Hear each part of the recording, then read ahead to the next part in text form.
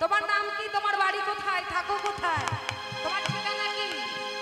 বড় জোর করে চুপ করে বসে আছে। যখন দেখবেন কোনো দোষী দোষ করে তখন কোনো কথা বলে না, জানে আমি দোষ করেছি, কিছু বলার আগেই ফস করেছো বলতে পারে। যাই হোক, কিছু না বলে বড় জোর করে চুপ করে আছে।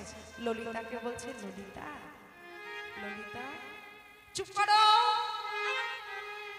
তখন এই কথা শুনে বিষখা দে, বিষখা ছুটতে ছুটতে ধেয়ে এসে বলছে, ও বধূ, তোমার আসার সময় হলো। বাহ, এই প্রভাতকালীন সময়ে তোমার বদন দর্শন করলাম, আজ দিন তো ভালো যাবে ও বধূ। প্রভাতকালীন সময়ে এত দেরি করলে কেন? অনেক দেরি করে ফেলেছে তো। তাই বিষখা সখী বলতে লাগলেন, কি বলতে লাগলেন? ভালো হইল ইয়ারে বধূ আইলা সকালে,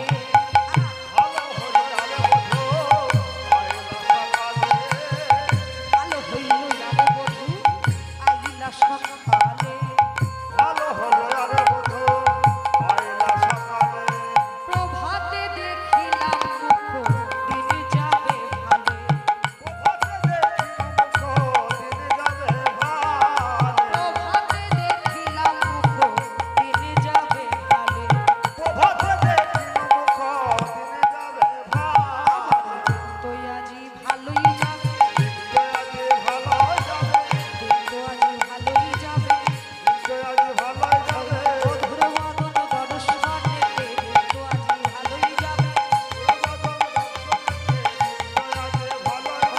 বধুর বদন দর্শনে তো আজি ভালোই যাবে, বধুর বদন দর্শনে তো আজি ভালোই যাবে, দিন তো আজি ভালোই যাবে, দিন তো আজি ভালোই যাবে। আজ আমার দিন বড় ভালো যাবে, তোমার বদন দর্শন করলাম তো,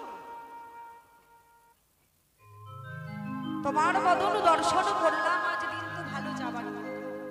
সঙ্গে সঙ্গে যেই না রাধারানী জানতে পারলেন আর কেউ নই পড়ানো অমনি ললিতা সখীকে বললেন, ললিতা কে এসেছে?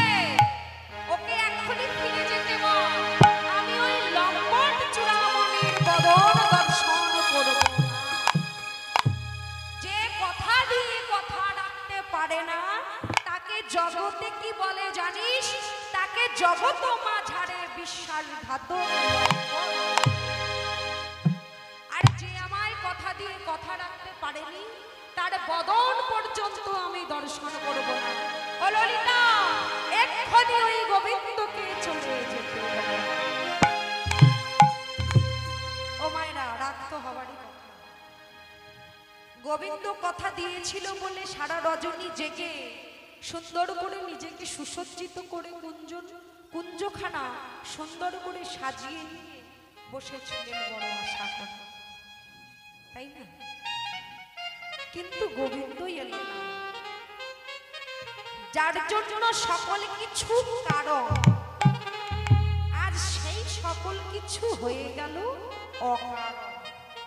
কান্না রাগ হবে, এখানে যে থাকবে শুধু রাধারানী, রাধারানীরও রাগ হবে। সকল সময় রাধারানীর রাগের কোনো সময় বিচার থাকে, হুটহাট করে রেখে হঠাৎই রেখে যায়। কিন্তু আজ যে রাধারানী মান করেছে সেই মানের তো কারণ আছে। মান করবে নাই বা কেন, তাই না? যেমন হঠাৎই কখনো কখনো রাধারানী মান করেছে। একদিন আমার গোবিন্দ রাধারানীর দুটি হস্ত নিজের হাতে নিয়ে বললেন, বাবারা তোমার হাত দুখানি এত সুন্দর, দেখে মনে হচ্ছে যেন দশনক্ষ চন্দ্রা। কি তুমি কি বললে? ওই চন্দ্রাবলী মানে ওর কথা বললে? কোন মেয়ের কথা বললে? তুমি এক্ষুনি খুলে বলো। এই যে মান করে বসে বললে, দাঁড়াও দাঁড়াও, এত সহজে মান করো না, আগে বোঝো। বলে কি বুঝবো? তুমি এক্ষুনি তো বললে কোন একটা মেয়ে মানুষের কথা বলবে, রাখবো নাই বা কেন, মান করবো নাই বা কেন? বলে রাধে দাঁড়াও, যদি একসঙ্গে কখনো কোনো গ্রন্থাবলী রাখা হয় কি বলবো? গ্রন্থাবলী।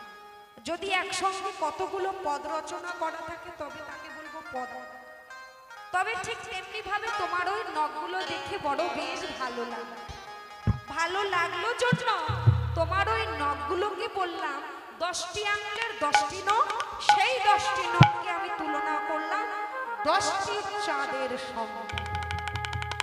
তাই কি হলো 10 নখ চাঁদ, অর্থাৎ চন্দ্রের ন্যায়, তাই চন্দ্র বলে ও তাই। তা বধূ তুমি আমার সামনে কথা বললে ভালোভাবে বলবে, যারটার নাম নিয়ে কথা বলবে না, কিন্তু আমার আবার বাপু শ্বশুর যাই হোক। কিন্তু আজ যে মান করে বসে আছে রাইধনী, সেই মানের একটা গুরুতর কারণ আছে, একটি গুরুতর বিষয় আছে, যার কারণে এই জগৎ মাঝারে প্রাকৃতিক জগৎ হোক আর অপ্রাকৃতিক জগৎ হোক না কেন, এই স্থানে যে থাকবে তারই মান হবে। ঠিক তেমনি ভাবে মান করে রাইধনী আমার বড় করে ভোগটাকে রেখে বসে আছে। এদিকে মাধব আমার করজোড় করে গিয়ে রাধারানীর সম্মুখে গিয়ে দাঁড়ালেন। বললেন রায়, রায় একবার আমার পানে চাও না, একবার চাও, চাহো মুখ তুলি রায়, চাহো মুখ তুলি, চাহ মুখ তুলি রায়, চাহ মুখ তুলি, চাহো মুখ তুলি রায়, চাহো মুখ তুলি, চাহ মুখ তুলি রায়, চাহ মুখ তুলি, হিয়ায়ও নাচয়ে দেখো হিয়ার পুতুলি, ইয়ার নাচয়ে দেখো ইয়ার পুতুলি, আর নয়নে নাচয়ে দেখো হিয়ার পুতুলি। রাধে লেহ লেহ লেহ রাই পরের মুরলি, হরি বল হরি বল। বলে বলো বলো, লেহ লেহ লেহ রাই পরের মুরলি, আর পরশিতে চাই তোমার চরণ খাট। হরি বল হরি বল হরি বল।